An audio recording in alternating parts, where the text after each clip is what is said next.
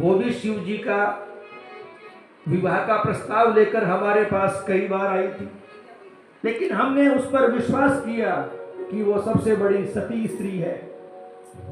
अरुंधति जी भी गायब हो गई उस समय। ऐसे समय में भगवान विष्णु भी आए समझाने के लिए। जब मामला बढ़ गया तो ब्रह्मा जी आए। भगवान विष्णु ने मैना रानी को समझाया, हे मैना, ये साक्षात शिव है, त्रिलोकीनाथ है, संपूर्ण ऐश्वर्य इन्हीं के अंदर समाहित है। हम जो ब्रह्मा और विष्णु और इंद्र तुम्हारे सामने है, हम भी इनके कृपा होने से ही ब्रह्मा विष्णु और इंद्र हैं। ये जो इनका जो स्वरूप, निर्विकार स्वरूप और अशुभ वेश तुम देख रही हो, यही मंगल करने वाला है। तुम शांत हो जाओ और प्रसन्न मन से अपनी पुत्री का विवाह वैदिक रीति से भगवान शिव के साथ कर दो। इसी में सृष्टि का कल्याण है कि सदा से ही शिव की अर्धांगिनी होती आई है। लोक लीला के लिए, लोक प्रवृत्ति के लिए ये केवल चरित्र कर रहे हैं, इसलिए तुम शोक रहित हो जाओ। भगवान विष्णु के एक समझाने से थोड़ा सा संतोष मैना जी को हुआ।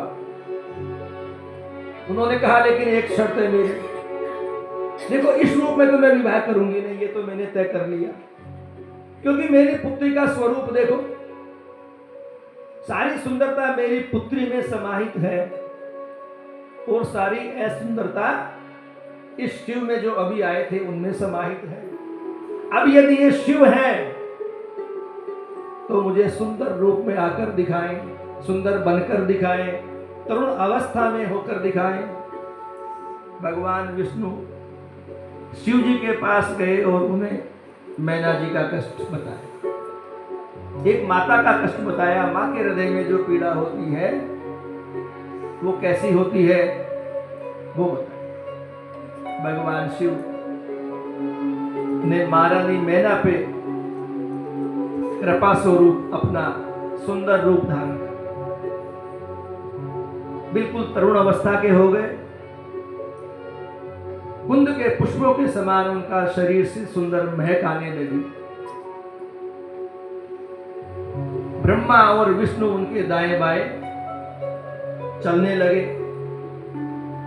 उनके शरीर पे दिव्य आभरण और आभूषण प्रकट हो गए। देवांगनाएं, अप्सराएं और देव कन्याएं भगवान शिव के आगे आगे नृत्य करती हुई वापस चलने लगी।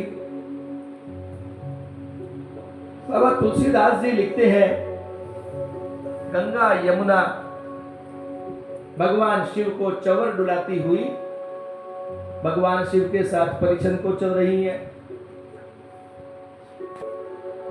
सारा सप्तऋषि मंडल भगवान शिव के साथ चल रहा है। भगवान शिव का आभा मंडल आज वास्तविक त्रिलोकीनाथ के रूप में प्रकट होकर के मैना का परिछन स्वीकार करने के लिए भगवान शिव चल रहे हैं। लोकपाल, दिक्पाल, यक्ष, गंधर्व, किन्नर, इंद्र, वरुण, यम, कुबेर सुसज्जित होकर साथ में चल रहे और सारे देवी देवता भी सुंदर वेश धारण करके अब परिछन के लिए आए। और अब महारानी मैना अपने सखियों के साथ में भगवान शिव का पुनः परिछन के लिए द्वार पे आई। भगवान शिव पहले से ही खड़े हैं और उनका वो सुंदर स्वरूप देखते ही महारानी मैना भगवान शिव के चरणों में गिरी। सबसे पहले भगवान शिव के चरणों का प्रक्षालन किया, उन्हें प्रसन्न किया और महारानी मैना कहती है, हे भगवान, मैंने आपका स्वरूप नहीं पहचाना, मैंने अब आपको जान लिया है। आप मुझ पर प्रसन्न हो, प्रसन्न हो, प्रसन्न हो। और अब तक जो मैंने त्रुटि की है, जो अनजाने में मुझसे आपकी निंदा रूपी पाप बन पड़ा है, उसे आप क्षमा करें, क्षमा करें, क्षमा करें। भगवान शिव मुस्कुरा दिए और मैना अब परीक्षण करने की बजाय पुत्री को हृदय से लगा रही है दौड़ करके। पुत्री को कह रही है, बेटी तुम धन्य हो, धन्य हो, धन्य हो। मैं भी धन्य हूं हिमाचल राज, तुम धन्य हो। वापस द्वार पर आई, सखियों के गले मिली मैना जी और सखियों से कहती है, हे सखियों, आज शिव को जामाता रूप में पाकर मेरे समान सृष्टि में कोई धन्य नहीं है।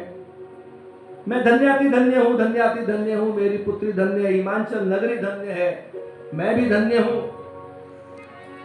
और सुंदर परिछन महारानी मैना ने भगवान शिव का चंदन कुमकुम अक्षत्र जल से किया, यथा योग्य उनका स्वागत सत्कार किया। और अब ब्राह्मणों की आज्ञा से भगवान शिव उस स्थल पर आए जहां मां पार्वती और भगवान शिव का पाणी ग्रहण संस्कार। बाबा तुलसीदास जी लिखते हैं, भगवान शिव अपने आसन पर विराजमान हुए और आसन कितना सुंदर है, जाइन बरनी बिरंची बनावा, क्योंकि आसन भी तो भगवान शिव के अनुकूल ही चाहिए। सिंहासन अति दिव्य सुहावा, क्योंकि अब भगवान शिव ने अपना ऐश्वर्य प्रकट कर दिया। क्योंकि मैना भगवान शिव का ऐश्वर्य देखना चाहती थी, अर्थात तो वित्त देखना चाहती थी, वही बात आ गई। भगवान शिव अपने आराध्य को प्रणाम करके आसन पर विराजित हुए। ब्राह्मणों ने कहा, कन्या को बुलाओ।